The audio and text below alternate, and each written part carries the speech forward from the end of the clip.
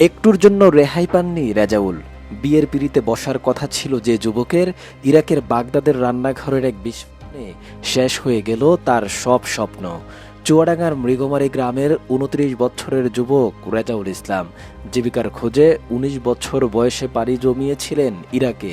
এক দশকের রক্তপানি করা পরিশ্রম শেষে দেশে ফিরে নতুন জীবন শুরুর চূড়ান্ত প্রস্তুতি চলছিল। কয়েকদিন পরেই ফিরতি টিকিট, পরিবারও সাজাচ্ছিল বিয়ের কনে দেখার আয়োজন। কিন্তু বাগদাদের আল মনসুরের সেই রেস্তোরাঁর ওভেন বিস্ফোরণে মুহূর্তেই শেষ হাসি মুখটা।